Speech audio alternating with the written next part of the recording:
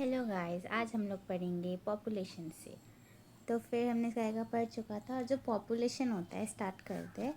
Population क्या करता है? पॉपुलेशन कंसिस्ट ऑफ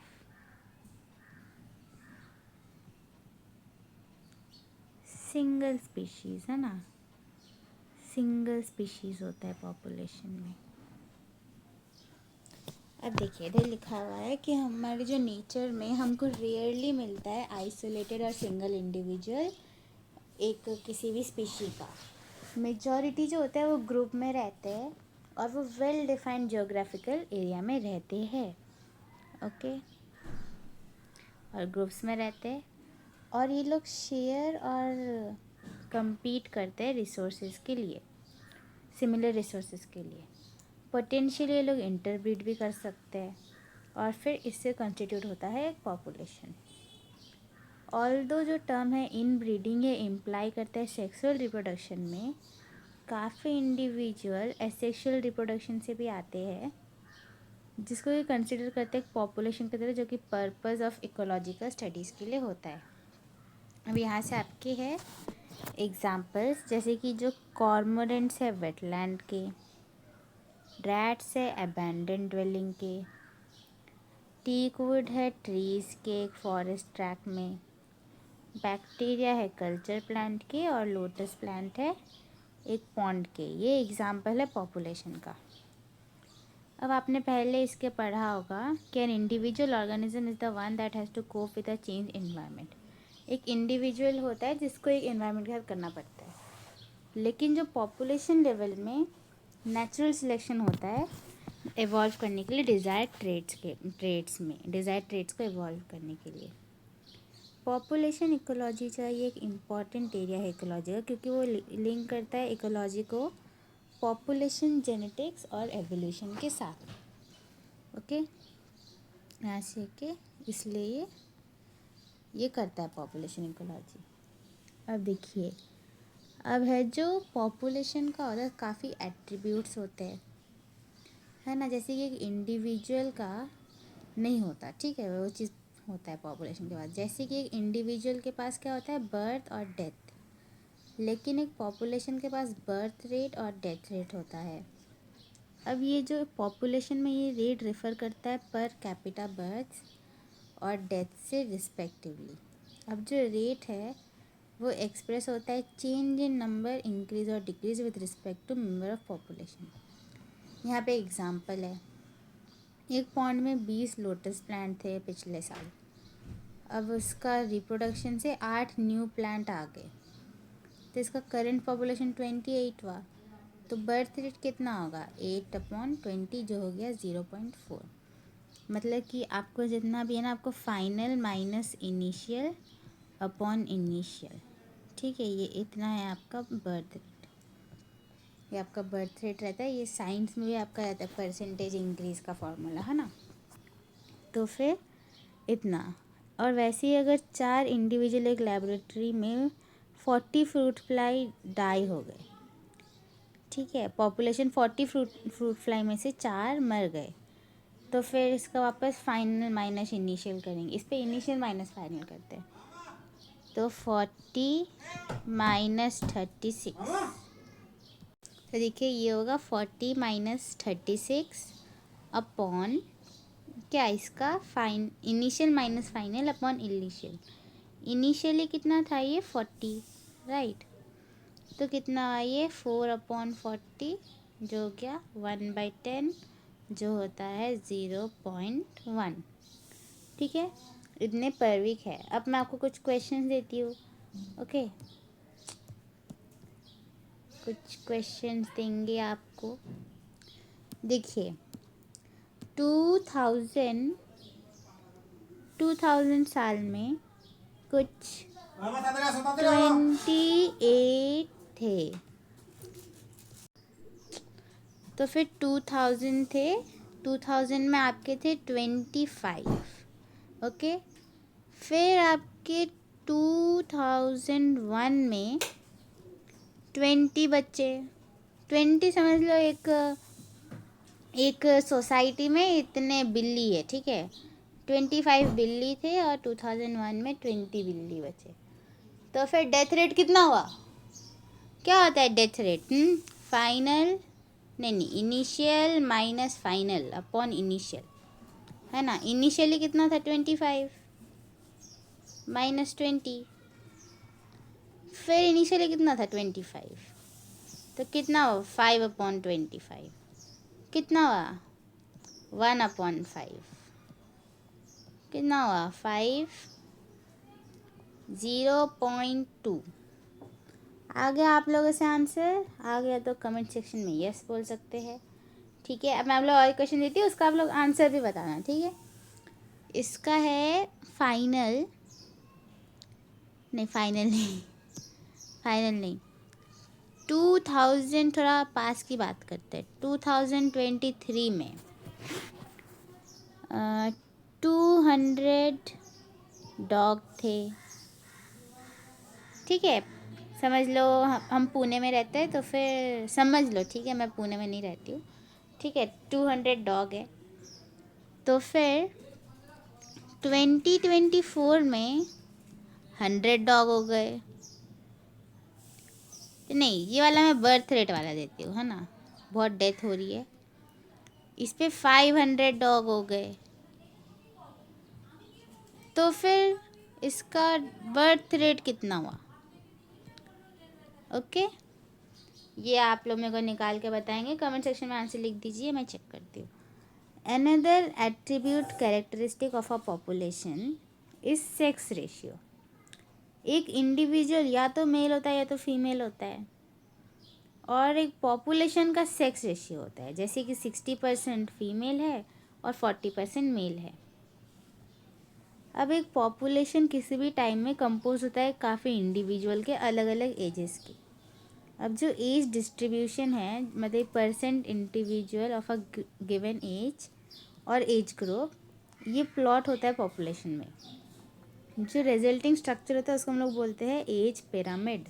जो हम लोग एज के हिसाब से जो हम लोग बताते हैं आपका सेक्स रेशियो, उसको बोलते हैं हम लोग एज पिरामिड। ह्यूमन पॉपुलेशन के लिए जो एज पिरामिड है वो generally age distribution of male और फीमेल दिखाता है एक कंबाइंड डायग्राम में।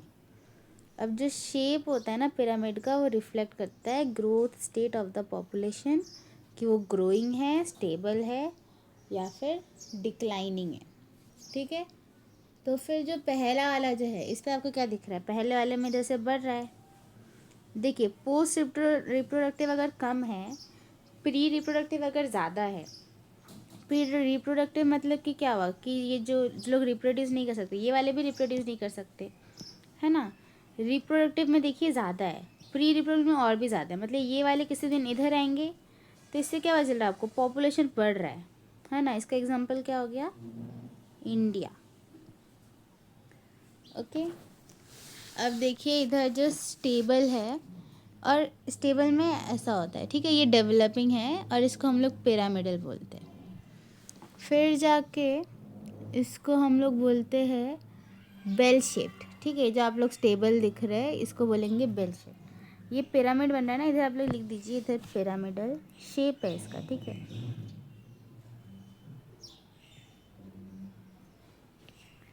फिर ये यहाँ से देखिए ऐसे बन रहा है, कौन सा शेप बन रहा है?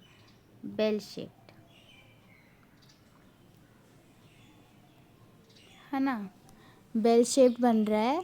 और इसमें देखिए इस पर जितने प्री रिप्रोडक्टिव है उतने ही रिप्रोडक्टिव है, बट पोस्ट रिप्रोडक्टिव कम है ना। तो फिर क्या हुआ? स्टेबल हुआ, क्योंकि ये लोग भी जब यहाँ पे जाएंगे रिप्रोडक्टिव एज में, तब भी तो उतना ही रहने वाला है ना ये, तो फिर बढ़ भी नहीं रहा, कम भी नहीं रहा, तो फिर इसलिए इसको क्या हुआ? ये स्टेबल, है ना। अब जब स्टेबल हुआ, और इसका अब इस कंट्री को हम लोग डेवलप्ड बोलते हैं, जिस कंट्री में स्टेबल रहते हैं उसको डेवलप्ड बोलते हैं, और इसको हम लोग डेवलपिंग बोलते हैं। पॉपुलेशन एक्सपैंड होता है तो डेवलपिंग। डेवलप्ड का एग्जाम्पल क्या हो गया आपका? नॉर्वे। नॉर्वे में होता है ऐसा, नॉर्वे में स्टेबल पॉपुलेशन होता है, बढ़ता है। अब इसका क्या शेप है? ये देखिए कुछ ऐसा शेप बन रहा है, इस शेप को हम लोग बोलते हैं अर्न शेप।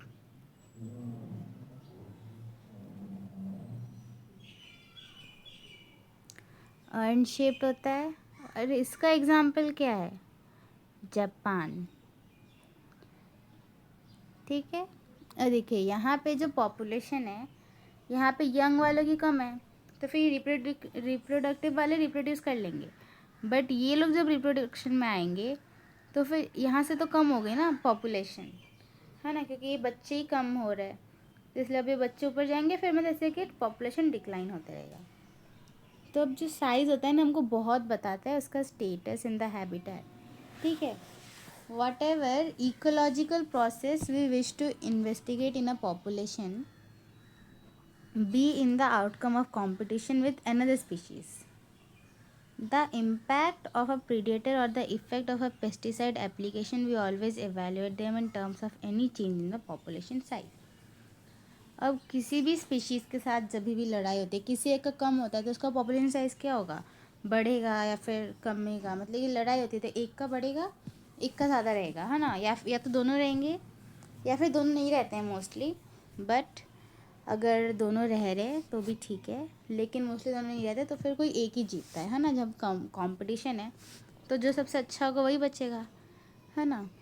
तो वैसे ही अब जो साइज़ होता है नेचर में, ये 10 से भी कम हो सकता है, जिसका एग्जांपल है Siberian crane at Bharatpur wetland in any year.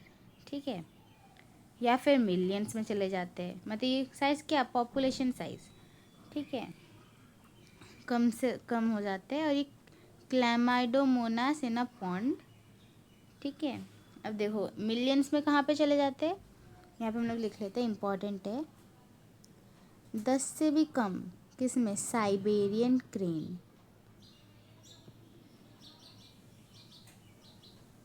कहाँ पे है ये? भरतपुर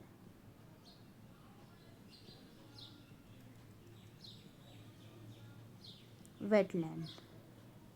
किसी भी ईयर में, ठीक है, किसी भी साल में चले जाए आपको वही होगा। और मिलियंस में का क्या रहता है? क्लैमाइडोमोनास।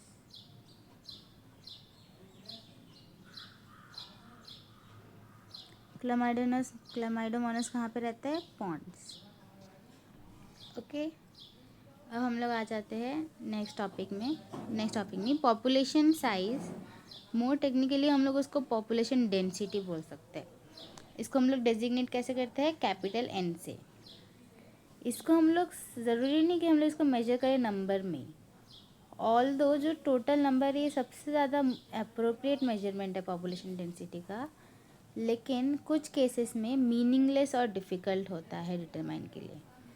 जैसे कि एक एरिया में अगर वहाँ पे 200 पार्थेनियम प्लांट्स है, लेकिन एक सिंगल बड़ा सा बनियान ट्री है एक लार्ज कैनोपी के साथ, जो कि स्टेट कर रहा है कि जो पॉपुलेशन डेंसिटी ऑफ बनियान वो कम है, is low relative to that of Parthenium, amount to underestimating the enormous role of the banyan in the community।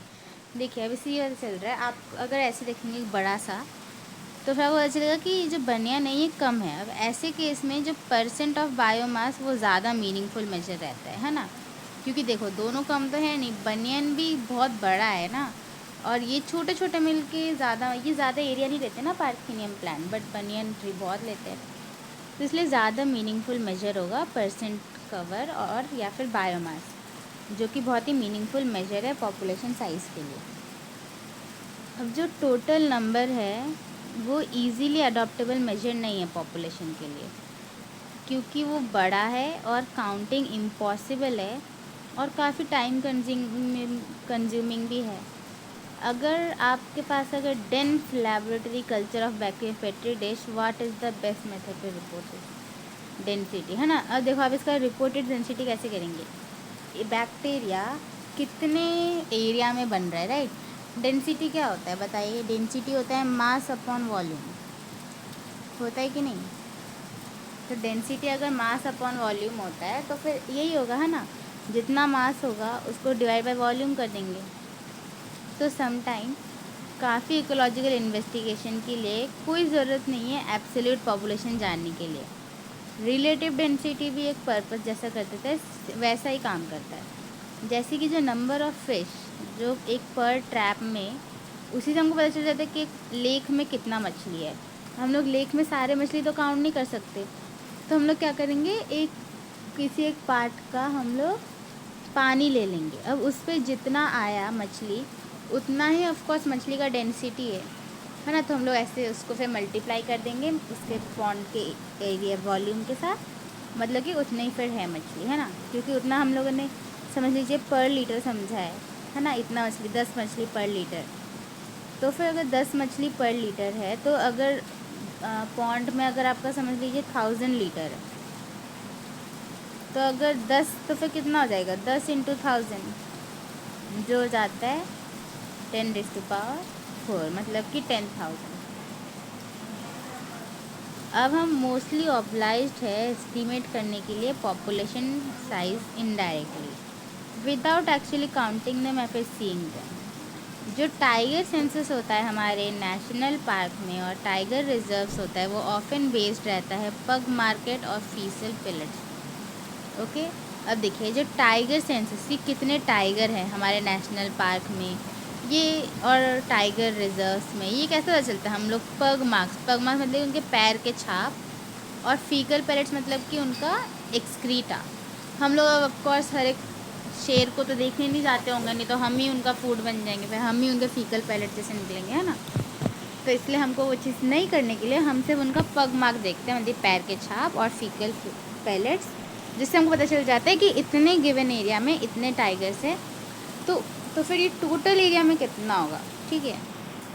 अब हम लोग आ जाते हैं और फिर यहाँ पे देखिए, यहाँ पे मतलब इससे आपको क्या पता चलता है कि जो पहला है पॉपुलेशन डेंसिटी के लिए वो क्या है, नंबर, पहला इम्पॉर्टेंट फैक्टर।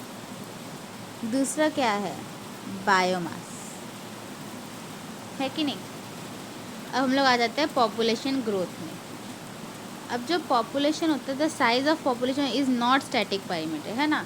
कोई भी पॉपुलेशन, साइज ऑफ पॉपुलेशन जो होता है किसी भी स्पीशी के लिए स्टैटिक नहीं होता। स्टैटिक मतलब क्या होता है, स्टैटिक मतलब होता है फिक्स्ड या फिर कांस्टेंट, ठीक है। कभी भी वो फिक्स नहीं रहता, वो चेंज होता रहता है टाइम के साथ डिपेंडिंग ऑन वेरियस फैक्टर, जैसे कि फूड अवेलेबिलिटी कैसी है, प्रीडेशन प्रेशर कैसा है और वेदर कैसा है। इनफैक्ट ये वैसे चेंजेस है जिसपे कि पॉपुलेशन डेंसिटी जो हमको कुछ आइडिया देते हैं कि पॉपुलेशन के साथ हो क्या रहा है ना। पॉपुलेशन डेंसिटी जो है ये हमको आइडिया देता है कि पॉपुलेशन के साथ क्या हो रहा है। अगर पॉपुलेशन डेंसिटी कम रही है मतलब कुछ हुआ है ना वहाँ पे, तो फिर वैसा ही है। तो फिर वेदर इट इज़ फ्लरिशिंग और declining, what ever might be the ultimate reason, जो डेंसिटी है पॉपुलेशन का एक गिवन हैबिटेट में during a given period fluctuate करता है चेंजेस इन 4 बेसिक प्रोसेसेस। 2 है जिसमें से नेटैलिटी और इमिग्रेशन, ओके, ये दोनों इम्पॉर्टेंट है। क्यों चेंज करता है 4 बेसिक प्रोसेसेस, ठीक है। जो हमारा पॉपुलेशन डेंसिटी है फ्लक्चुएट करता है, मतलब ऊपर नीचे करता है, चेंज होगा अगर नेटैलिटी में और इमिग्रेशन में, जिससे कि इंक्रीज़ इन पॉपुलेशन होता है, और मॉर्टैलिटी और इमिग्रेशन से डिक्रीज़ होता है, ठीक है। अब देखिए नेटैलिटी, तो देखिए इधर बढ़ने वाले किससे है, इंक्रीज़ वाले, क्या हो गया, हाँ, इंक्रीज़ वाले क्या है, नेटैलिटी और इमिग्रेशन।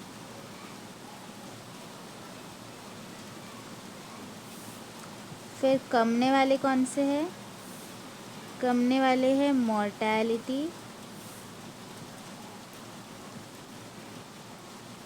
और इमिग्रेशन। समझ रहे, लिख लीजिए, आपको याद रहेगा। अब देखिए नेटैलिटी मतलब याद करने की ज़रूरत नहीं, अगर आप समझ जाएंगे ना तो आपको याद करने की ज़रूरत भी नहीं है। नेटैलिटी जो होता है ये रेफ़र करता है number of birth during a given period in the population, जो कि ऐड होता है इनिशियल डेंसिटी के साथ। अब जो मॉर्टैलिटी होता है वो होता है number of deaths in the population during a given period, जो कि सब्ट्रैक्ट होता है। तो और जो इमिग्रेशन है वो होता है number of individual same species के जो कि हैबिटेट के अंदर आए किसी और जगह से किसी एक टाइम पीरियड के टाइम, है ना, अगर उसको कंसिडर करें तो। और जो इमिग्रेशन है वो नंबर ऑफ़ इंडिविजुअल जो हैबिटेट छोड़ के चले गए, कहीं और चले गए टाइम पीरियड के लिए अंडर कंसिडरेशन।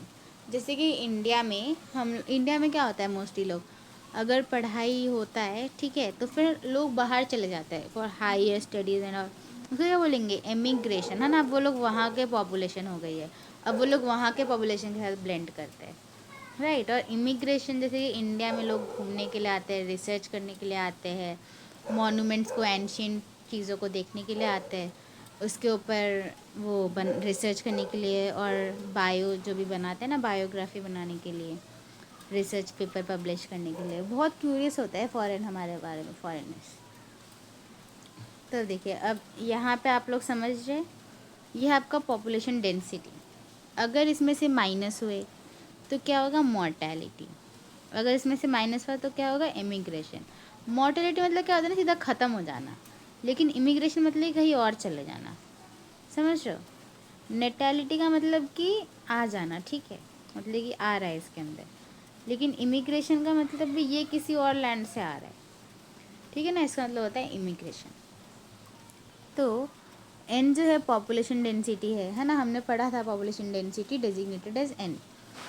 ये एट टाइम टी है, तो फिर उसका जो डेंसिटी है टाइम t+1 में, वो होगा ये,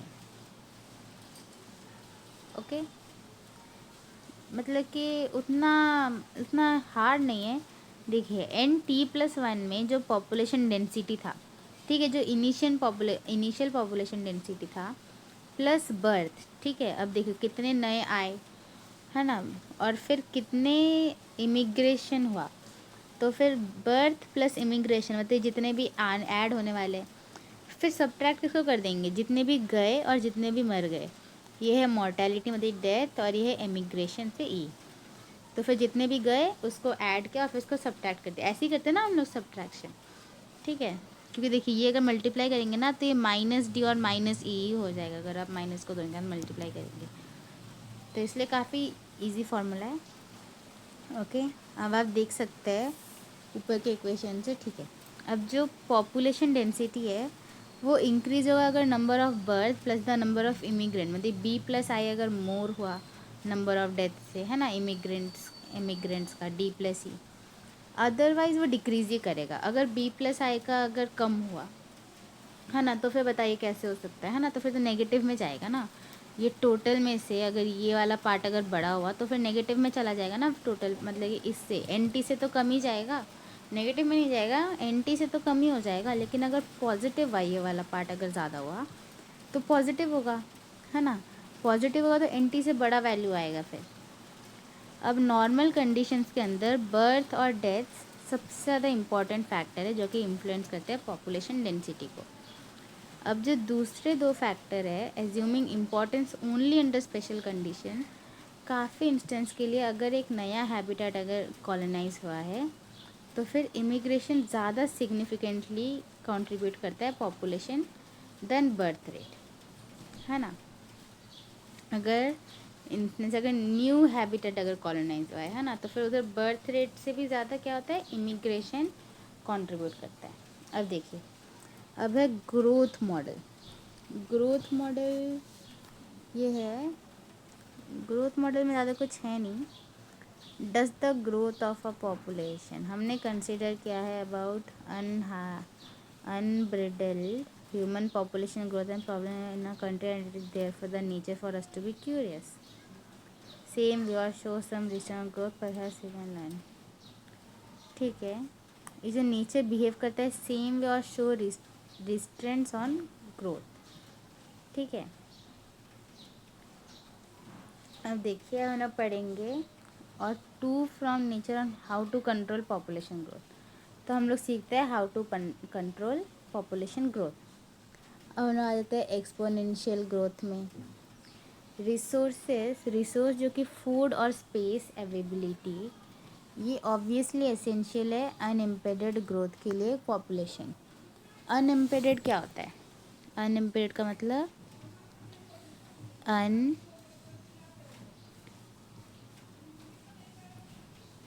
अनरेजिस्टेबल, ओके।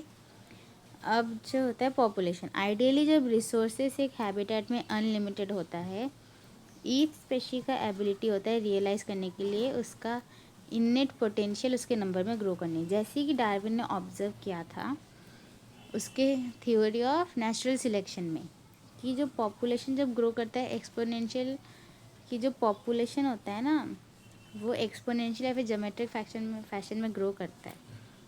अगर एक नंबर ऑफ साइज अगर n है ना, अगर पॉपुलेशन का साइज n है तो फिर बर्थ रेट इसको रिप्रेजेंट करते हैं b के तरह और डेथ रेट को रिप्रेजेंट करते हैं d के तरह।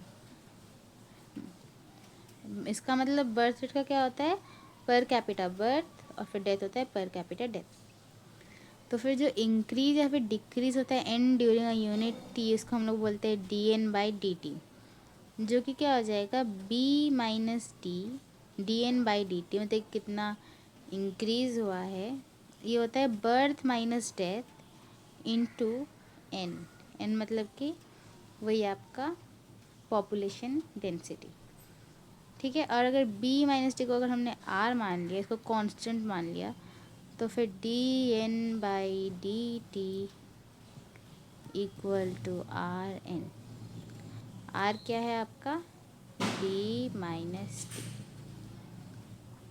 ओके, अब इसको हम लोग क्या बोलते हैं इक्वेशन को, intrinsic rate of natural increase. ये आ सकता है कि intrinsic rate of natural increase कौन सा है, आपको 2-4 फार्मूला दे देंगे और आपको बताना है सही वाला। तो इसलिए आप लोग ये वाला भी याद कीजिए ऊपर वाला, और ये वाला भी याद कीजिए, और इस पर आर जो है ये क्या है b माइनस टी। तो फिर ये काफ़ी इम्पॉर्टेंट है पैरामीटर जो कि assessing impact of any biotic या फिर एबायोटिक फैक्टर पॉपुलेशन ग्रोथ के लिए। अब कुछ आइडिया देने के लिए about the magnitude of R values. जो नॉर्वे रैट है उसका आर है 0.15, जो फ्लोर बिटल है उसका है 0.12, और 1981 में R value for human population कितना था 0.205। ये ह्यूमन वाला इम्पोर्टेंट है थोड़ा। और फिर ठीक है, आपको बोला गया है कि करंट आर वैल्यू निकालने के लिए निकाल लेना। आपको कैसे कैलकुलेट करना पड़ेगा, अब जो ऊपर का जो इक्वेशन है ये आपको ऐसे करना पड़ेगा कि जो पॉपुलेशन टाइम ये डिस्क्राइब करता है एक्सपोनेंशियल या फिर ज्योमेट्रिकल ग्रोथ एक पैटर्न का, ठीक है, पैटर्न ऑफ अ पॉपुलेशन। और रिजल्ट कौन सा करता है जे शेप्ड कर्व्ड, ठीक है। जे शेप बन रही कि नहीं, देखिए ये ऐसा, ऐसा भी नहीं, ये है जे, ये देखिए जे बन गया, जे शेप बन रहा है कि नहीं जे शेप, तो देखिए जे शेप बन गया, ठीक है, जे शेप्ड कर्व। और जब हम प्लॉट करते हैं एन एक रिलेशन टू टाइम, हम फैमिलियर होते हैं उसके बेसिक कैलकुलेशन के साथ, तो आप उसको डिराइव कर सकते हैं integral form of exponential growth, जो कि है N T is equal to E R T. ये देखिए with basic you have derive the integral form, ये जो integral form of exponential growth equation, ये देखिए integral form of exponential growth equation है N T is equal to N naught A to the power R T. इस पर N T क्या है population density after time T, N zero है population density at time zero, R है intrinsic rate या फिर इसको नेचुरल इंक्रीज भी बोलते हैं, ई है जो बेसिक नेचुरल लोगारिदम होता है जो कि होता है 2.71823। और देखिए किसी भी पॉपुलेशन में, अब आर आपको याद है आर क्या था, आर था birth rate minus death rate, है ना। अब ये जो है ये है जे शेप्ड, और ये जो है आपका ये है सिग्मॉइड। सिग्मॉइड दिख रहा है कि नहीं, सिग्मॉइड है।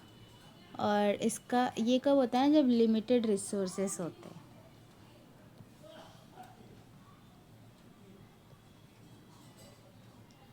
ये ब्लू वाला होता है जब लिमिटेड रिसोर्सेज होता है, और इसको हम लोग लॉजिस्टिक कर्व बोलते हैं। अब कोई भी स्पीशी ग्रो करता है एक्सपोनेंशियली अंडर अनलिमिटेड, मतलब कोई भी स्पीशीज़ ना एकदम एक्सपोनेंशियली ग्रो करता है जब अनलिमिटेड रिसोर्स होता है और कंडीशन होता है, और वो लोग बहुत ही ज़्यादा पॉपुलेशन डेंसिटी में हो सकते हैं बहुत ही कम टाइम में। डार्विन ने ये भी दिखाई कैसे एक स्लो ग्रोइंग एनिमल जैसे कि एलिफेंट, वो भी एक काफ़ी बड़े नंबर में पहुंच जाता है अगर चेक ना करा जाए उसको, ठीक है। अब ये एक anecdote popularity narrated to demonstrate dramatically how fast a huge population could build up and growing exponentially. और देखिए यहाँ पे एक स्टोरी है जो कि बिल्कुल फालतू है। तो हम लोग अब यहाँ पे पहुँच जाएंगे लॉजिस्टिक ग्रोथ में। अच्छा, इधर जो आपका ये पॉपुलेशन ग्रोथ कर्व है, ये देखिए, जब responses are limiting the growth plot is exponentially, जब लिमिटिंग नहीं है ना, तो फिर वो बढ़ते जाता है, एक्सपोनेंशियली बढ़ता है। बी, जब रिस्पॉन्सेस लिमिटिंग होता है तब प्लॉट होता है लॉजिस्टिक। और के है आपका कैरिंग कैपेसिटी। अब जो बी है ना, इसको हम लोग, ये होता है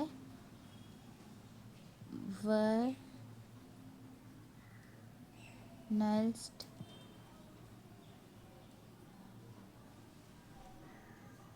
पीयर लॉजिस्टिक ग्रोथ।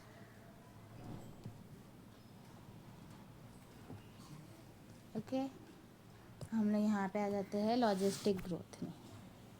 अब जो लॉजिस्टिक ग्रोथ है 31, अब जो लॉजिस्टिक ग्रोथ है, कोई भी पॉपुलेशन ऑफ किसी भी स्पीशीज़ का नेचर में उसका डिस्पोजल अनलिमिटेड रिसोर्स होता है, परमिट एक्सपोनेंशियल ग्रोथ करता है। अब इससे क्या होता है ना, कंपटीशन होता है इंडिविजुअल के बीच में लिमिटेड रिसोर्सेज के लिए। इवेंचुअली जो फिटेस्ट है वो सर्वाइव करता है, रिप्रोड्यूस करता है।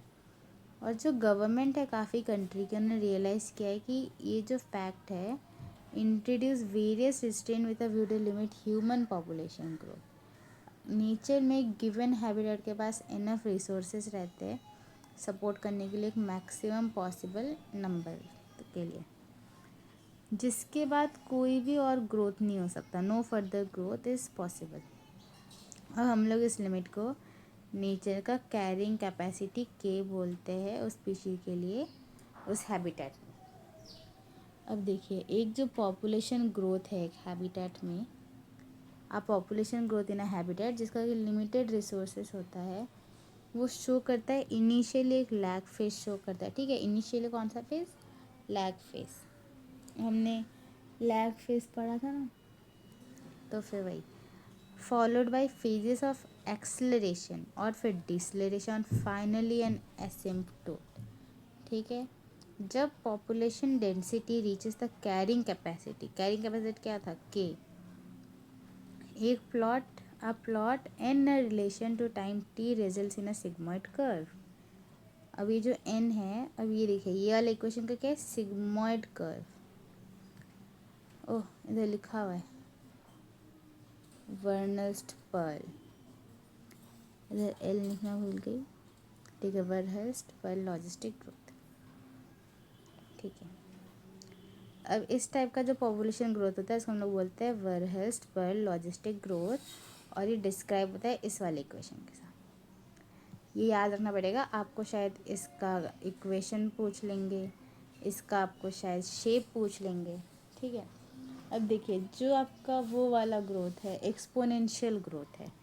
एक्सपोनेंशियल क्या है? जे शेप, बस उसके में कुछ भी नहीं है। लेकिन जो आपका लॉजिस्टिक है उसके में बहुत कुछ है। वो था आपका सिग्मॉइड, है ना, लिमिटेड रिसोर्सेज था, उसका सिग्मॉइड शेप था। और इस ग्रोथ को बोलते हैं, इस टाइप का ऑपरेशन को हम लोग बोलते हैं वर्नस्ट पर्ल लॉजिस्टिक ग्रोथ। आपको लॉजिस्टिक ग्रोथ से पता चल जाएगा ना कि लॉजिस्टिक ग्रोथ है, तो वर्नस्ट पर्ल की ज़रूरत ही नहीं, अगर पूरा नाम दे दे किस्मत अच्छी हुई तो। अब जो कि होता है carrying capacity, R intrinsic rate, जो कि होता है आपका बी माइनस टी, एन होता है पॉपुलेशन डेंसिटी टाइम टी में, और ये है आपका इम्पोर्टेंट। अब यहाँ से इतना है नहीं। अब इधर life history variation. Population evolve to maximise their reproductive fitness, जिसको कि हम लोग बोलते हैं डार्विनियन फिटनेस। जिसका कि आर वैल्यू ज़्यादा होता है। आर हमने वापस बी माइनस टी। अब in the habitat in which they live under a particular set of selection pressure organism evolve toward the most efficient reproductive strategy, है ना, वही कॉमन सेंस बनाते हैं। अब जो कुछ ऑर्गेनिज्म हैं वो ब्रीड करते हैं सिर्फ एक ही टाइम अपने लाइफ में, जैसे कि पैसिफिक सैल्मन फिश और बैम्बू। ठीक है, इसको हम लोग क्या बोलते हैं, जो एक ही बार करते हैं, इसको हम लोग बोलते हैं सेमिल पैरस। एक ही, जो लोग पूरे साल में एक ही बार ब्रीड, मतलब लाइफ टाइम में एक बार ब्रीड करते हैं, उसको बोलते हैं सेमिल पैरस, जो कि पैसिफिक सैल्मन फिश हुआ और आपका बैम्बू। जबकि जो दूसरे ब्रीड करते हैं काफ़ी टाइम उनके लाइफ टाइम में, मोस्ट बर्ड्स और मैमल। अब इनको क्या बोलेंगे, जो लोग काफ़ी टाइम करते हैं उसको बोलते हैं हम लोग इटेरोपैरस।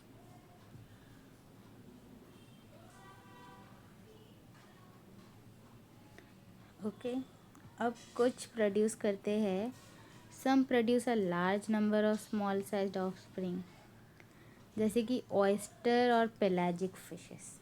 ठीक है, अब देखिए पूरे लाइफ में एक बार करने वाले पैसिफिक सैल्मन फिश, और क्या होता है बैम्बू। बैम्बू तो काफ़ी फेमस एग्जाम्पल है।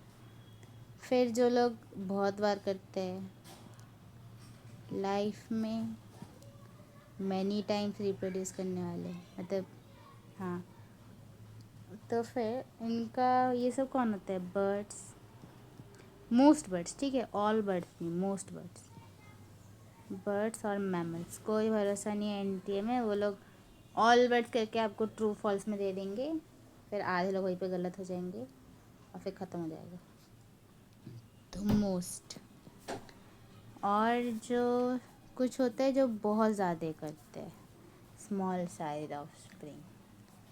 तो बहुत ज़्यादा मतलब कि बहुत सारे स्मॉल साइज करते हैं, बहुत सारे ऑफस्प्रिंग लेकिन छोटे साइज़ छोटी, लेकिन एन को हम लोग नंबर बोलते हैं, लेकिन नंबर ज़्यादा।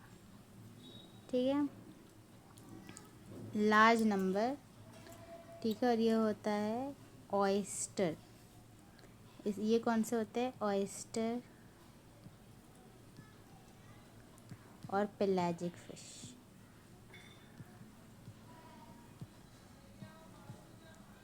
अब देखिए, अब जिनका जो लोग कम नंबर पे करते हैं, स्मॉल नंबर ऑफ, और इनका साइज़ बड़ा होता है,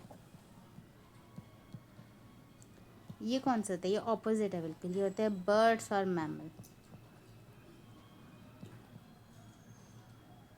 देखिए आपको दिख रहा है, यहाँ पे भी बर्ड्स, यहाँ पे भी बर्ड्स, है ना, बर्ड्स यहाँ पे भी है, यहाँ पे भी है, मतलब काफ़ी, वो जो लोग बहुत सारे करते हैं तो क्या बोलते हैं, इटेरोपैरस। बर्ड्स इटेरोपैरस भी है, और बर्ड्स बड़े बड़े ऑफस्प्रिंग बनाते हैं लेकिन कम नंबर में बनाते हैं।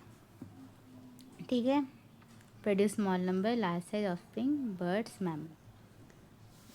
अब कौन सा डिज़ायरेबल है मैक्सिमाइजिंग फिटनेस के लिए। इकोलॉजिस्ट क्या सजेस्ट करते हैं कि जो लाइफ हिस्ट्री है, traits of organism evolve were relation to constraints imposed by the abiotic और biotic components of the habitat, जिस पे कि वो लोग रहते हैं। Evolution of life history traits in different species is currently an important area of research being conducted by ecologist. ठीक है, ये उतना इम्पोर्टेंट था नहीं। अब हम लोग आ जाते हैं पॉपुलेशन में। ठीक है, देखिए यहाँ पे no such habitat and such a situation is more inconceivable. ठीक है, जो कि inhabited just by single species. कोई होता है कहीं पे भी आपने देखा है कि एक ही रह रहा है किसी भी जगह पे, एंटार्क्टिका चले जाओ, डिज़र्ट चले जाओ, कहीं भी चले जाओ, एक तरीके का स्पीशीज़ आपको कहीं नहीं मिलेगा, बहुत सारे तरीके के मिलते हैं। ठीक है, इनकंसीवेबल मतलब कि ऐसा नहीं हो सकता। अब जो मिनिमल रिक्वायरमेंट होता है वो होता है एक से ज़्यादा स्पीशीज़ जिसके ऊपर वो खा सकता है ना। एक प्रे होगा मैं जिसको हम लोग खाएंगे, और एक होगा हमारा जो हंट करता है, ठीक है। तो फिर प्रे होगा, एक प्रे होता है ना, जिसको हम लोग खाते हैं, और कौन खाता है, प्रीडेटर खाता है। ठीक है, तो फिर इवन अ प्लांट स्पीशीज जो कि अपना खाना खुद बनाता है, वो भी अकेले नहीं रह सकता, उसको सॉइल के माइक्रोब्स तो चाहिए ना ब्रेक डाउन के लिए ऑर्गेनिक मैटर सॉइल में, और रिटर्न में करता है इनऑर्गेनिक न्यूट्रिएंट एब्जॉर्प्शन के लिए। फिर वो प्लांट कैसे मैनेज करेगा pollination without an animal agent. इसलिए ये ऑब्वियस है कि एक नेचर में एनिमल, प्लांट और माइक्रोब्स कभी भी आइसोलेटेड नहीं रह सकते, लेकिन इंटरेक्ट करते हैं काफ़ी तरीक़ों से, जिससे कि एक बायोलॉजिकल कम्युनिटी बनती है। अब many interactive linkages exist although all may not be readily apparent। देखिए, interspecific interaction arise from the interaction of population of two different species। वो बेनिफिशियल भी हो सकते हैं, डेट्रीमेंटल भी हो सकते हैं, न्यूट्रल भी हो सकते हैं। न्यूट्रल मतलब ना हार्म करते हैं ना बेनिफिट करते हैं, to one of the species or both, assigning a positive sign for beneficial interaction, negative sign for detrimental, और ज़ीरो फॉर न्यूट्रल इंटरेक्शन। अब हम देखते हैं इसका पॉपुलेशन क्या है। अब देखिए, इधर है स्पीशीज़ ए में दोनों को फ़ायदा हो रहा है ना, ये भी पॉजिटिव, ये पॉजिटिव, इसको क्या बोलते हैं, म्यूचुअलिज्म। सेकेंड में दोनों को माइनस हो रहा है, इसको क्या बोलेंगे, कंपटीशन। कंपटीशन में किसी का भी फ़ायदा नहीं होता, ठीक है। जब तुम एक दूसरे के साथ लड़ोगे, एक दूसरे को पीछे खींचते रहोगे, तो आगे कौन जाने वाला है, दोनों पीछे ही रहने वाले, है ना, तो इसलिए माइनस। फिर एक पॉजिटिव रहता है और एक माइनस रहता है, इसको क्या बोलेंगे, प्रीडेशन। अब प्रीडेशन में पॉजिटिव में कौन रहेगा, प्रीडेटर, नेगेटिव में रहता है प्रे, ठीक है। अब पैरासिटिज्म में पॉजिटिव में कौन रहेगा, पैरासाइट, नेगेटिव में रहता है होस्ट, होस्ट डेट्रीमेंटल है यहाँ पे। अब यहाँ पे जो पॉजिटिव है और इसको कोई भी फ़र्क ही नहीं पड़ रहा दूसरे वाले को। अब देखिए, इनमें से जो इनका कॉमन कैरेक्टर है, एक कॉमन कैरेक्टर है कि जो इंटरैक्टिंग स्पीशीज़ है, इंटरैक्टिंग स्पीशीज़ ये क्लोजली लिंक्ड होता है।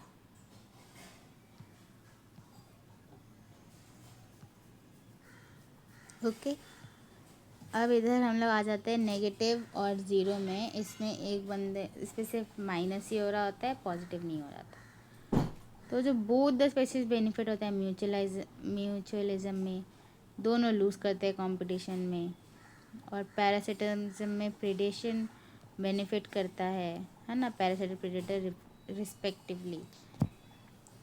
तो फिर और जो इंटरेक्शन है वो डेट्रीमेंटल रहता है दूसरे के लिए, जो कि होता है होस्ट और प्रे रिस्पेक्टिवली। अब जो इंटरेक्शन यहाँ पे एक स्पीशी को बेनिफिट हो रहा है, दूसरे को कुछ भी नहीं हो रहा है, नीदर बेनिफिट नॉट हार्म, उसको कमेंशियलिज्म बोलेंगे। एमेंशियलिज्म में एक को माइनस हो रहा है, हार्म हो रहा है, और दूसरा अनअफेक्टेड है। अब जो प्रीडेशन होता है और पैरासिटिज्म होता है और कमेंशियलिज्म होता है, इसका एक कॉमन कैरेक्टर है कि जो इंटरेक्टिंग स्पीशीज़ है ये लिव क्लोजली टुगेदर, ठीक है। तो फिर अब जो प्रीडेशन है,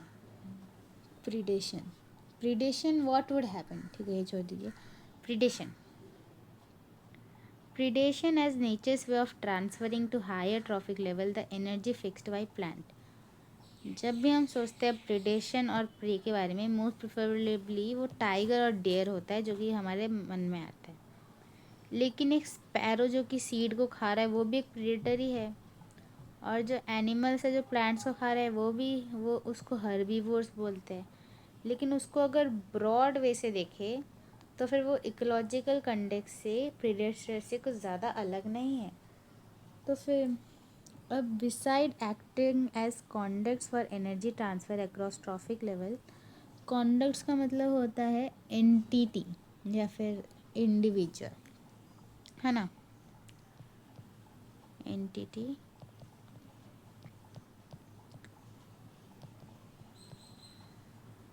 इंडिविजुअल।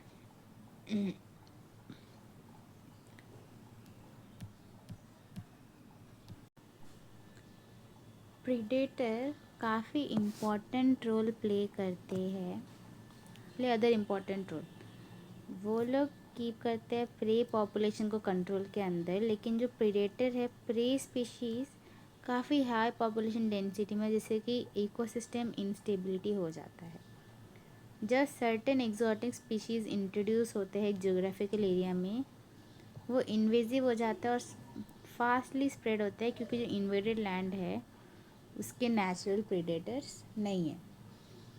तो फिर यहाँ पे जो प्रिकली बियर है, the prickly peer cactus introduced into Australia 1920 में, जिससे कि हैवोक हुआ था, spreading rapidly into millions of hectares of range land. Finally जो इन्वेसिव कैक्टस था उसको कंट्रोल के अंदर लाया गया जब एक कैक्टस फीडिंग प्रेडेटर, एक मॉथ, उसके नेचुरल हैबिटेट से इंट्रोड्यूस किया गया उस कंट्री के अंदर। बायोलॉजिकल कंट्रोल मेथड्स एडॉप्ट होता है एग्रीकल्चर पेस्ट कंट्रोल में, बेस होता है ability of predator to regulate prey population. Predator help करते हैं मेंटेनिंग स्पीशीज डाइवर्सिटी एक कम्युनिटी में by reducing the intensity of competition amongst competing prey species. In the rocky intertidal community of the American coast, जो starfish है, starfish pisaster, American Pacific coast का, ये एक important predator है। एक field experiment में जब सारे के सारे स्टारफिश रिमूव कर दिए थे एक इंटरटाइडल एरिया से, तब 10 स्पीशीज़ ऑफ इंटरवेट से भी ज़्यादा एक्सटिंक्ट हो गए थे एक साल में, क्योंकि उनका इंटर स्पेसिफिक कंपटीशन के वजह से। ठीक है, अब देखिए यहाँ पे हम लोगों ने क्या क्या पढ़ा। पहले हमने पढ़ा प्रिकली, ये है आपका प्रीडेशन। ठीक है, तो वह हमने पहले पढ़ा कि जो ट्रांसफ़र ऑफ एनर्जी है, राइट। सबसे फर्स्ट पॉइंट क्या था, transfer of energy.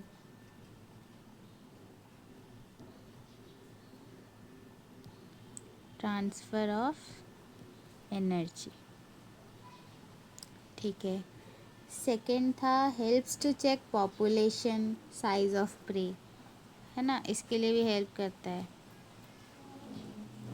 Helps to check population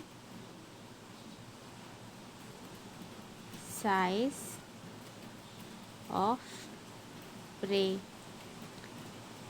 third किसके लिए हेल्प करता है, ये एक्सोटिक स्पीशीज जो होता है वो ग्रो करता है इन एब्सेंस ऑफ प्रेडेटर। हमने ये भी पढ़ा, ठीक है, कि जो एक्सोटिक स्पीशी है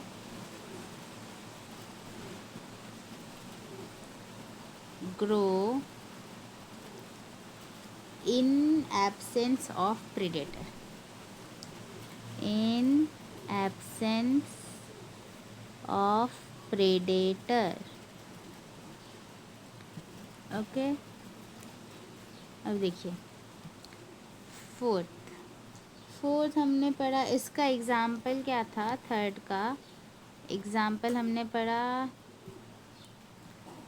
प्रिकली पियर कैक्टस, है ना, पढ़ा ना, प्रिकली पियर कैक्टस, जिसके लिए हमको किसको लाना पड़ा, मौत को। ये बहुत ही ज़्यादा कहाँ पे हो गए थे, इंट्रोड्यूस इन ऑस्ट्रेलिया अर्ली 1920 में। हैवोक हो गया था, ऑस्ट्रेलिया में आया गया था, ठीक है, इसको ऑस्ट्रेलिया में लाया था, ऑस्ट्रेलिया में लाया था, और ये मिलियंस के हेक्टेयर्स में हो गए थे। कंट्रोल किसने किया, मौत। ओके, फोर्थ है ये मेंटेन करता है स्पीशीज़ डाइवर्सिटी, है ना, मेंटेन स्पीशी डाइवर्सिटी। अब देखिए यहाँ पे आपको और एग्जांपल दिया हुआ है यहाँ पे, कि जो अमेरिकन पैसिफिक कोस्ट था, है ना, अमेरिकन पैसिफिक कोस्ट, इस पे जो स्टारफिश है, स्टारफिश कौन सा स्टारफिश पिसास्टर, ये एक इम्पॉर्टेंट प्रेडेटर था एक फील्ड में, लेकिन जब साइक्स स्टारफिश रिमूव कर दिए थे ना एक जगह से, तो फिर 10 स्पीशीज़ ऑफ इन्वर्टेब्रेट एक्सटिंक्ट हो गए थे। देखिए वो प्रीडेटर था, फिर भी 10 स्पीशी एक्सटिंक्ट हो गए थे। तो क्यों हुए थे? क्योंकि इंटर स्पेसिफिक कॉम्पिटिशन में था। अगर एक प्रीडेटर बहुत ही ज़्यादा एफिशिएंट है और अगर ओवर एक्सप्लॉइट कर रहा है, तो जो प्रे है वो एक्सटिंक्ट हो सकता है ना। एक प्रीडेटर है, उसको खाना मिल रहा है तो खाते जा रहा है, खाते जा रहा है, तो ऑफकोर्स खाना कभी ना कभी तो ख़त्म होना ही है। तो फिर जो प्रीडेटर है वो भी एक्सटिंक्ट हो जाएगा लैक ऑफ फूड की वजह से। यही रीज़न है कि जो प्रीडेटर है नेचर में, ये प्रूडेंट होते हैं, है ना। तो ये प्रूडेंट का मतलब क्या होता है? प्रूडेंट का मतलब होता है कम, ठीक है। प्रूडेंट का मतलब कम है। अब जो प्रे स्पीशी होता है वो एवॉल्व करते हैं काफ़ी डिफेंस, ताकि उनका प्रिडेशन कम हो। कुछ स्पीशीज ऑफ इंसेक्ट और फ्रॉग क्रिप्टिकली कलर्ड होता है, जो लोग की कैमोफ्लेज हो जाते हैं, वो लोग अवॉइड कर देते हैं डिटेक्ट इजीली बाय प्रेडेटर। कुछ पॉइजनस होते हैं और वो भी अडाप्ट हो जाते हैं प्रेडेटर से। अब जो इधर हमने पढ़ा था मोनार्क बटरफ्लाई के बारे में, ये हमने क्लास 10th में इंग्लिश के भी एक चैप्टर में था। तो फिर ये जो है मोनार्क बटरफ्लाई, ये काफ़ी डिसटेस्टफुल रहता है, काफ़ी गंदा होता है टेस्ट में प्रेडेटर के लिए। और उसका प्रेडेटर कौन है? बर्ड, ठीक है। ये चीज़ याद रखना है। मोनार्क बटरफ्लाई को कौन खाता है? मोनार्क को खाता है बर्ड। बर्ड के लिए बहुत डिस्टिंग मतलब डिस्टेस्टफुल होता है। तो फिर वो तभी खाएगा ना जब उसको बहुत ही ज़्यादा मतलब कि खाना पसंद नहीं है। ये एक स्पेशल केमिकल प्रेजेंट होता है उसके बॉडी में, उसके वजह से होता है ऐसा।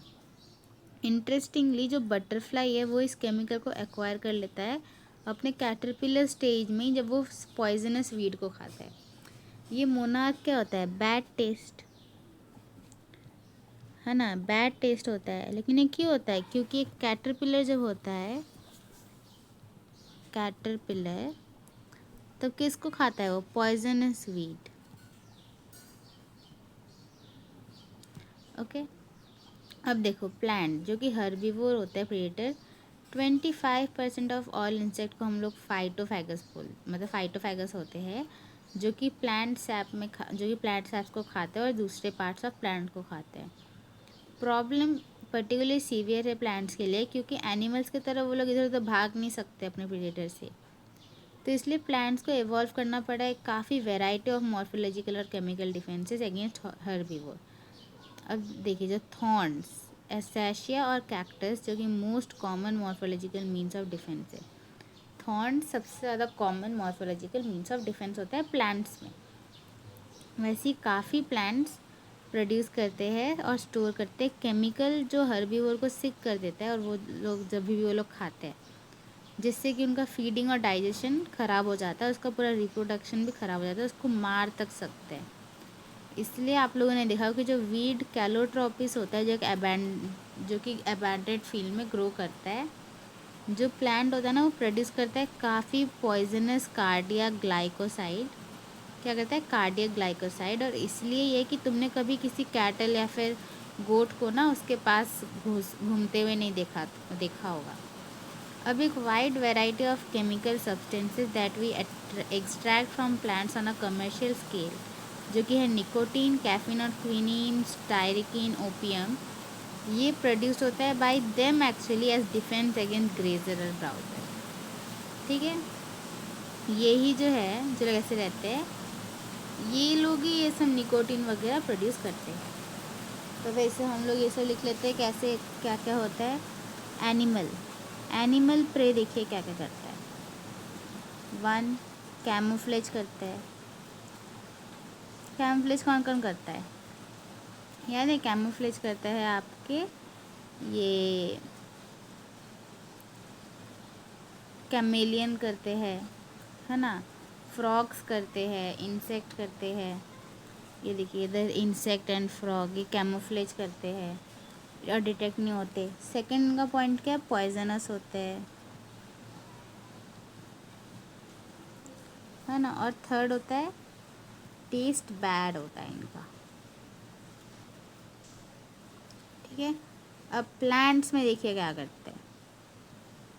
प्लांट्स में फर्स्ट इन लोग का थॉर्न्स होता है, और थॉर्न्स ही, लेकिन देखिए यहाँ पे लिखा होता है ना, थॉर्न्स ही सबसे ज़्यादा क्या है, अकाशिया मोर केमिकल, यही सबसे ज़्यादा कॉमन है। सबसे ज़्यादा कॉमन थॉर्न्स है, जो कि होता है अकाशिया और कैक्टस में। फिर होता है हार्मफुल केमिकल, ठीक है, जैसे कि आपका ये जो कौन करता है, आपका हर्बीवर से जब भी खाता है, ठीक है। और फिर ये कैलाट्रोपिस जो कि करता है वो पॉइजन करता है, और जो थर्ड है वो है पॉइजन,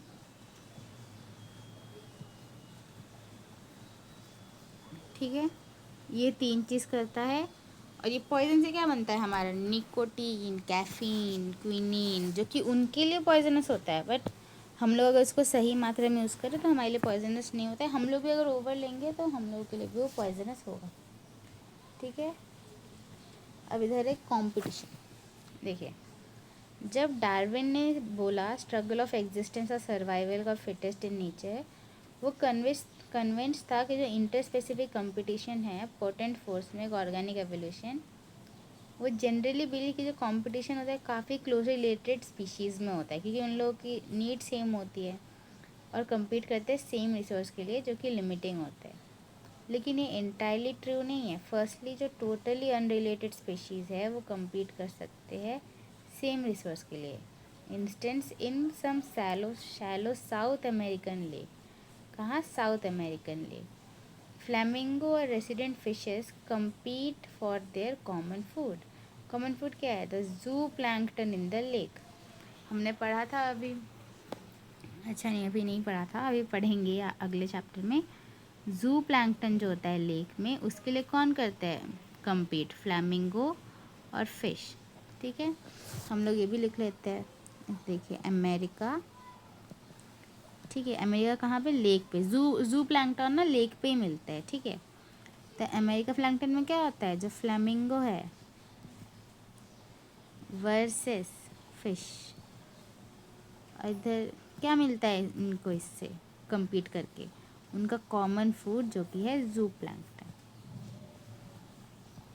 कहाँ पे होता है, लेक में, ओके। सेकेंडली, रिसोर्सेज को लिमिटिंग होने की ज़रूरत नहीं है कंपटीशन होने के लिए। इंटरफेरेंस कंपटीशन में जो फीडिंग एफिशिएंसी होता है वो भी रिड्यूस हो सकता है, interfering on inhibitory present of other species. अगर रिसोर्सेज फूड और स्पेस अगर अबेंडेंट है तो फिर competition best defined as process जहाँ पे फिटनेस ऑफ वन स्पीशीज़ है ना, मतलब कौन सबसे ज़्यादा फिट है वो डिफाइन करता है, और वो सिग्निफिकेंटली लोअर हुआ और दूसरा स्पीशीज़ की कंपैरेटिवली। ये रिलेटिवली इजी होता है डेमोन्स्ट्रेट इन लेबोरेटरी एक्सपेरिमेंट, क्योंकि जो गॉस और दूसरे एक्सपेरिमेंटल इकोलॉजिस्ट ने किया कि जो दूसरे रिसोर्सेज है लिमिटेड क्या एक कंपेरेटिवली सुपीरियर स्पीशीज़ में, वो इवेंचुअली एलिमिनेट कर देगा दूसरे को। लेकिन ऐसा एविडेंस कंपेरेटिव एक्सक्लूजन का occurring in nature is not always conclusive, हमेशा ये कंक्लूजन नहीं निकलता है। स्ट्रॉन्ग और persuasive circumstantial evidence does not exist. However ऐसे केसेस में the Abingdon tortoise in Galapagos island extinct हो गया था एक डिकेड के अंदर, जैसे ही गोट को इंट्रोड्यूस करा गया था आइलैंड में अपेरेंटली। क्यों, क्योंकि ग्रेटर ब्राउजिंग एफिशिएंसी था गोट का, और दूसरा एविडेंस था कि जो ऑकरेंस है ऑफ कंपटीशन इन नेचर ये कम होता है, किसको कहाँ से आता है, कॉम्पिटिटिव रिलीज से, है ना। अब जो स्पीशीज़ है कॉम्पिटिटिव रिलीज से, एक स्पीशीज़ important है, एक species whose distribution is restricted to a small geographical area because of the presence of competitively superior species is found to expand its distributional range। अब यहाँ से आपका इम्पॉर्टेंट है, यहाँ से कर्नल सिंह, ठीक है। कर्नल्स एलिगेंट फील्ड एक्सपेरिमेंट, ये देखिए शो क्या कि और रॉकी सी कोस्ट में स्कॉटलैंड के जितना बड़ा कंपिटिटिवली सुपीरियर बार्नेकल रहेगा, बेलानस वो डोमिनेट करता है इंटरटाइडल एरिया को, एक्सक्लूड करता है छोटे छोटे बार्नाकल जो कि है कैथामेलस जोन से। जनरली हर्बीवोर और प्लांट ज़्यादा एडवर्सली अफेक्ट करते हैं कंपटीशन को देन कार्निवोर। और यहाँ पे देखिए हम लोग यहाँ पे गैलापागोस आइलैंड वाला पढ़ा था, तो देखो यहाँ पे जो आपका अबिंगडन टॉर्टॉइस, गैलापागोस आइलैंड की बात है, ये एवोल्यूशन यहीं पे पढ़ा था डार्विन ने, है ना। Galapagos island. अब यहाँ पे अबिंगडन टॉर्टॉइस,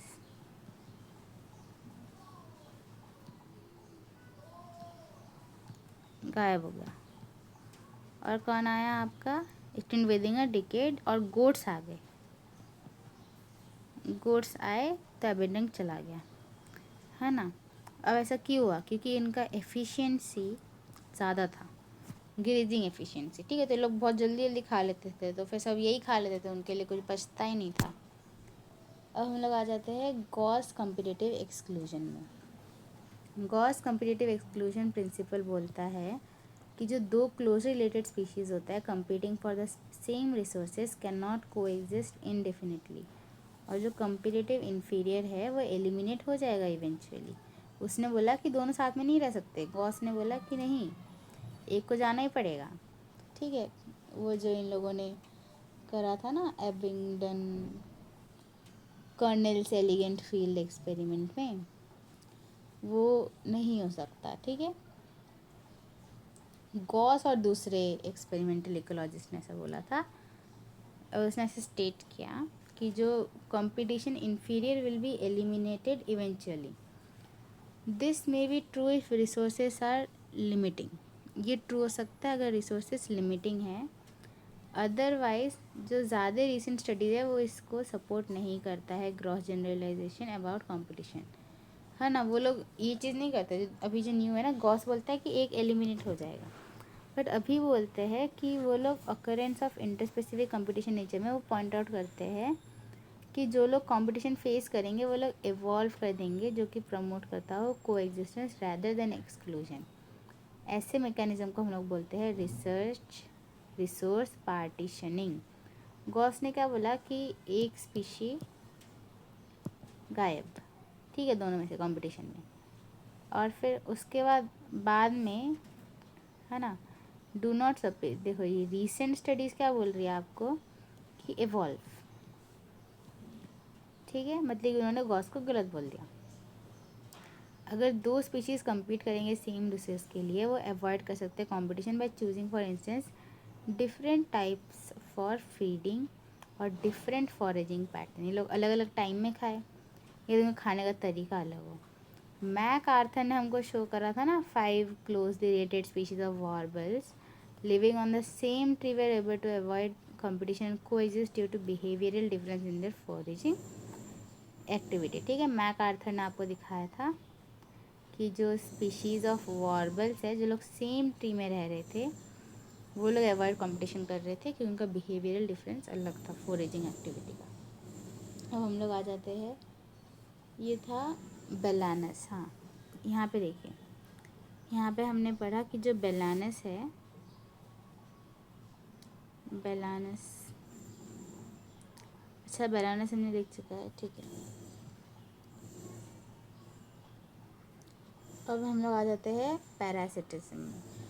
अब considering that the parasitic mode of life ensures free lodging and meal, है ना। जब पैरासिटिक में फ्री लॉजिंग, लॉजिंग मतलब क्या होता है, रहना, है ना। ये सरप्राइजिंग नहीं है कि जो पैरासिटिज्म है has evolved in so many taxonomic group from plants to higher vertebrates।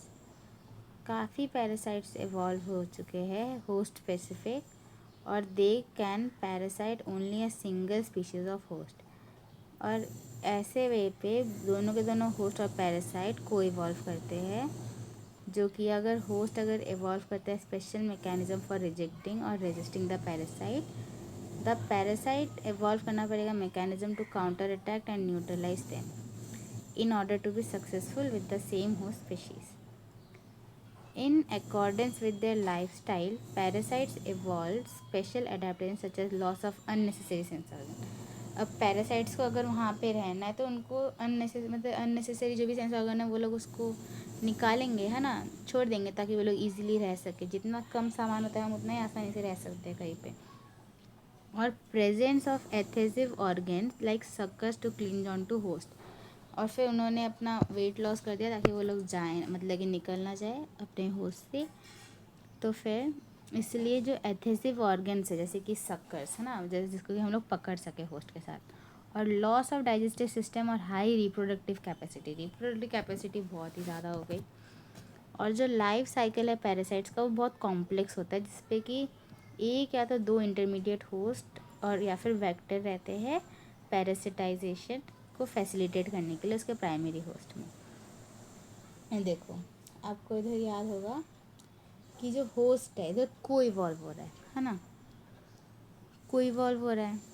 तो को इवॉल्व क्या हो रहा है, होस्ट होस्ट क्यों इवॉल्व कर रहा है, रेजिस्ट इन्फेक्शन,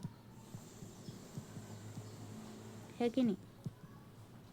और पैरासाइट कैसे इवॉल्व कर रहे हैं, पैरासाइट कर रहा है इवॉल्व टू इन्फेक्ट। ठीक है।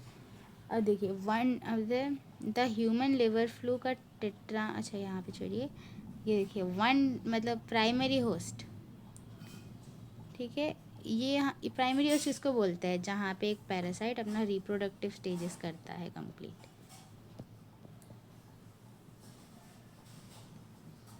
ओके, सेकेंडरी होस्ट किसको बोलते हैं, जहाँ पे वो बाकी करता है, जहाँ पे वो इंटरमीडिएट स्टेज होता है उसका। Okay, intermediate stage. देखिए the human liver fluke, okay, trematode parasite, कौन सा पैरासाइट, ट्रिमाटोड पैरासाइट, वो दो इंटरमीडिएट होस्ट में करता है, एक स्नेल और एक फिश। ठीक है, इम्पोर्टेंट।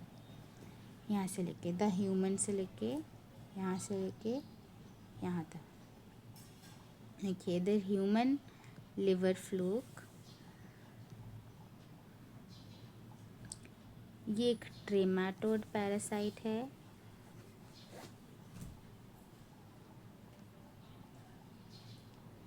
ट्रिमाटोड पैरासाइट ये दो इंटरमीडिएट में करता है, एक होता है स्नेल और एक होता है फिश। ठीक है, अब जो मलेरियल पैरासाइट होता है उसको दो वेक्टर की ज़रूरत होती है बाकी होस्ट में जाने के लिए। तो फिर ये जो वेक्टर है मॉस्किटो, ये कौन सा है, फीमेल एनोफिलिस, है ना। मलेरिया कौन स्प्रेड करता है, female Anopheles. Majority of the parasites जो है वो हार्म करते हैं होस्ट को, वो लोग रिड्यूस कर देते हैं सर्वाइवल, ग्रोथ और रिप्रोडक्शन ऑफ द होस्ट, और रिड्यूस कर देते हैं उसका पॉपुलेशन डेंसिटी। वो रेंडर कर सकते हैं, render the host more vulnerable to predation by making it physically weak. वो लोग रेंडर कर देते हैं होस्ट को और ज़्यादा वल्नरेबल बना देते हैं प्रेडेशन। रेंडर का मतलब होता है ना कि उसके उसके जैसा बना देना, मतलब कि तुम उसको वैसे बना दे रहे हो कि उसको ज़्यादा इजीली उसको प्रीडेटर जो है ज़्यादा इजीली उसको अटैक कर सके। ठीक है, अब क्या आप बिलीव कर सकते हो, तो छोड़ो। अब देखो पैरासाइट जो फीड करते हैं external surface of the host organism, इसको हम लोग बोलते हैं एक्टोपैरासाइट। और जो मोस्ट फेमिलियर है वो है लाइस ऑन ह्यूमन और ticks on dog. Okay, ticks होता है डॉग में और ह्यूमन में होते हैं लाइस। काफ़ी marine fish infested with ectoparasitic copepods. Marine fish में कौन से होते हैं, एक्टोपैरासिटिक, वो भी उनके ऊपर उसको बोलते हैं कोपेपॉड्स। कैस्कटा, है ना, इधर कोपेपॉड्स। कैस्कटा एक पैरासिटिक प्लांट है जो कि कॉमनली मिलता है हेज प्लांट में। ठीक है, देखिए यहाँ पे हम लोग लिख लेते हैं।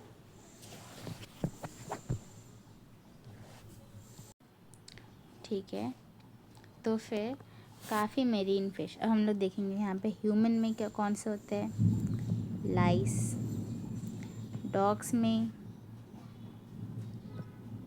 टिक्स, मरीन फिश में क्या कौन से होते हैं, कोपेपॉड्स। और जो कैस्कटा होते हैं, कैस्कटा होता है एक पैरासिटिक प्लांट, ठीक है, हेज प्लांट। हेज प्लांट में कैस्कटा होता है जो कि एक पैरासिटिक प्लांट है। अब उसने अपना क्लोरोफिल लूज़ कर दिया है और leaves in the course of evolution, ठीक है। कैस्कटा जो कोपेपॉड, कैस्कटा एक पैरासिटिक प्लांट है, इसने क्या क्लोरोफिल लीव कर दिया क्योंकि उसका हेज से काम बन रहा था, है ना, हेज प्लांट से काम बन रहा था। अब वो डिराइव होता है इसका nutrition from the host plant which it parasite. अब इन कॉन्ट्रास्ट जो अब जो फीमेल मॉस्किटो है is not consider parasite all that needs are blood for reproduction. क्यों? क्योंकि वो वेक्टर है ना, बात खत्म। अब जो एंडो पैरासाइट है वो है जो होस्ट के अंदर रहते हैं अलग अलग साइट में, liver, kidney, lung, red blood cell. अब जो लाइफ साइकिल होता है एंडो पैरासाइट वो काफ़ी कॉम्प्लेक्स होता है क्योंकि उस पर एक्सट्रीम स्पेशलाइजेशन लगती है।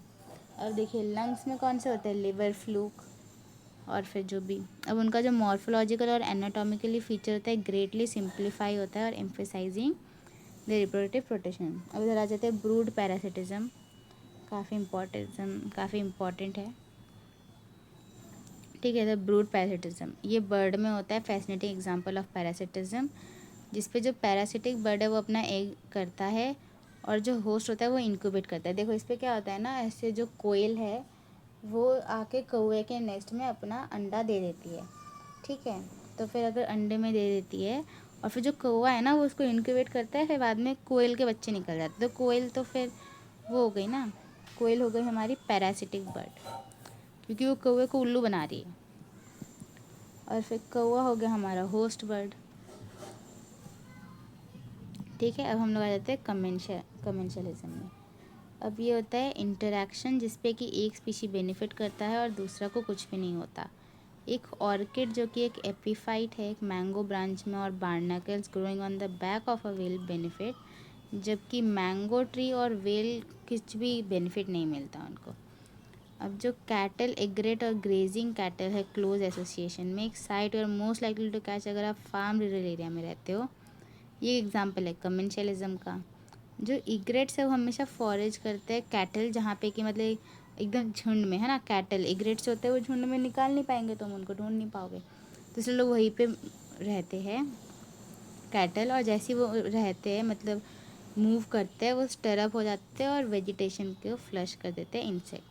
अदरवाइज़ ना इग्रेट्स को ढूंढना मुश्किल होता है। और अनदर एग्जांपल ऑफ कमेंशलिज्म है इंटरेक्शन बिटवीन सी एनिमोन और stinging tentacles of clown fish जो कि उनके आसपास रहता है। तो सी एनिमोन रहता है ऐसे और फिर ऊपर क्लाउन फिश रहता है, ठीक है। तो फिर जो क्लाउन फिश रहता है वो इन्हीं के आसपास घूमता है ताकि जो क्लाउन फिश क्या होता है ना, कांटेदार होती है। तो फिर इसलिए ये देखो फिश गेट्स प्रोटेक्शन और predator which stay away from stinging tentacles. जो एनिमोन है वो does not appear to derive any benefit by hosting. अब देखो इसको तो कोई बेनिफिट नहीं मिल नहीं रहा, ये मछली इसके पास जाके ना बच जाती है, अब मतलब कि वो खुद तो काफ़ी वीक है, तो इसलिए ये क्लाउन फिश काफ़ी क्यूट मछली होती है, आप लोग गूगल में ज़रूर देखना। अब है म्यूचुअलिज्म। म्यूचुअलिज्म में बेनिफिट्स होता है दोनों तरफ इंटरेक्शन स्पीशीज़ में। Lichens represent N intimate mutualistic relationship between a fungus और एक फोटोसिंथेसिस अलगे या फिर साइनोबैक्टीरिया। सिमिलरली जो माइकोराइजा है वो एसोसिएशन होता है फंगी और रूट ऑफ हायर प्लांट के साथ। जो फंगी होता है वो प्लांट को हेल्प करता है absorption of essential nutrient soil से, जो कि प्लांट में intern provide the fungi energy और यील्डिंग कार्बोहाइड्रेट। और देखिए जो माइकोराइजा है ना ये नाइट्रेशन फिक्सेशन करता है, ओके। आपको याद होगा लाइकेन्स पोल्यूशन इंडिकेटर, है ना। और ये माइकोराइजा क्या है, माइकोराइजा है आपका नाइट्रेशन फिक्सेशन। अब मैं बोल रही हूँ अब जो मोस्ट स्पेक्टैकुलर और ठीक है, plant animal relationship. Plant need the help of animal for pollinating their flowers, है ना, लेकिन उनका जिस और उनका सीड्स के लिए, लेकिन एनिमल्स को ऑफ कोर्स कुछ ना कुछ देना पड़ेगा उसके बदले में, तो वो लोग क्या देते हैं फीस में, पॉलन और नेक्टर देते हैं पॉलिनेटर से, जो कि जूसी और न्यूट्रियस फ्रूट्स होता है सीड डिस्पर्सर्स के लिए। लेकिन जो म्यूचुअली बेनिफिशियल सिस्टम वो सेफ गार्डेड होता है, उसको सेफ गार्ड नहीं कर सकते अगेंस्ट चीटर, है ना। जो लोग आते हैं और वो लोग कुछ भी को इवॉल्व नहीं करते, इन्वॉल्व को इवोल्यूशन ऑफ द म्यूचुअलिस्ट, वो लोग आते हैं लेकिन पॉलिनेशन नहीं करवाते और बस नेक्टर लेके चला जाते हैं। The evolution of flower and its pollinator species are tightly linked with one another in many species of fig tree. एक टाइट लिंक्ड 1-to-1 रिलेशनशिप है पॉलिनेटर स्पीशीज ऑफ वॉस्प के साथ, ठीक है। फिग और वॉस्प ये दोनों क्लोज रिलेटेड है। इसका मतलब है कि जो फिग स्पीशीज़ है वो पॉलिनेट हो सकता है बस अपना पार्टनर वॉस्प स्पीशीज़ के साथ, और कोई भी किसी के भी साथ भी नहीं। और जो फीमेल वॉस्प है वो फ्रूट यूज़ करता है एक ओवी पोर्शन, एक लेइंग की तरह साइड, लेकिन यूज़ करता है developing seed with in the fruit for nourishing. यहाँ पे आपका डायग्राम था, यह आपका वॉस्प लेइंग एग है ना फिग फ्रूट, ये देखिए ये एग्स है, ठीक है। और ये बी है, fig flower is pollinated bye wasp, ये देखिए ये वॉस्प और ये पॉलिनेशन कर रहा है। तो हम लोग आ जाते हैं, ठीक है। अब वो नरिश करता है लार्वे को। अब जो वॉस्प पॉलिनेटर है fig inflorescence while searching for suitable egg-laying sites in return for the favour of pollination. जो फिग है वो ऑफर करता है वॉस्प को कुछ डेवलपिंग सीड उसके खाने के तौर में और डेवलपिंग लार्वे के लिए। अब जो इधर आ गया ऑर्किड्स, ऑर्किड शो करते हैं बी वाइल्डिंग डाइवर्स फ्लोरल पैटर्न जो कि इवॉल्व करते हैं राइट पॉलिनेटर को, जो कि होते हैं बी और बम्बल बी। यहाँ से ये दूसरा आ गया जो कि बी और बम्बल बी को करते हैं, ठीक है। तो फिर यहाँ से लिख देंगे ऑर्किड और इधर आ जाएगा बी या फिर बम्बल बी। बम्बल बी भी काफ़ी क्यूट प्रजाति होती है और इंश्योर करता है गारंटीड पॉलिनेशन बाय इट। सारे के सारे ऑर्किड रिवॉर्ड ऑफर नहीं करते। जो मेडिटेरियन ऑर्किड होता है और ऑफरिस होता है, मेडिटेरियन ऑर्किड को हम लोग क्या बोलते हैं, ऑफरेस, वो एम्प्लॉय करता है सेक्सुअल डिसीट, मतलब कि वो ना ऐसे लड़की जैसा दिखता है, मतलब वो उसका लड़की जो ये जो है आपका ये ना इसके जो बी है उसके फीमेल की तरह दिखेगा, तो लोग उससे पॉलिनेट करने आएंगे और फिर ऐसे करके ये पॉलिनेट हो जाएगा। To get pollination done by species of bee. One petal of its flower bears an uncanny resemblance of female of the bee in size colour and marking. जो मेल बी है वो अट्रैक्ट होता है जिसको वो female की तरह करता है, सूडो कॉपुलेट करता है बट ऑफकोर्स वो फीमेल तो है नहीं विद द फ्लावर, और उस टाइम वो पॉलन के साथ डस्टन हो जाता है वो फ्लावर। जब ये सेम बी सूडो कॉपुलेट करता है दूसरे फ्लावर के साथ तो वो ट्रांसफ़र कर देता है पॉलन, दस पॉलिनेट्स द फ्लावर। तो यहाँ पे आप लोग कोएवोल्यूशन देख सकते हैं कि जो बी का कलर पैटर्न थोड़ा सा भी बदला तो एवोल्यूशन ऑफ पॉलिनेशन वो कम हो जाएगा, और जब तक ऑर्किड फ्लावर को इवॉल्व नहीं करता मेंटेन रिजेम्बलेंस के लिए तब तक फीमेल बी नहीं करेगा। तो फिर आप देख रहे हो फीमेल बी के साथ कितना धोखा हुआ है। फीमेल बी को 2 बार धोखा मिला है, एक बार इधर इसका धोखा हो रहा है, अभी दूसरे फ्लावर के पास जाएगा उड़ उड़ के, उधर भी इसके साथ धोखा हो जाएगा। तो इसलिए लड़कियों के पीछे नहीं भागना चाहिए। आज के लिए इतना ही, बाय गाइस।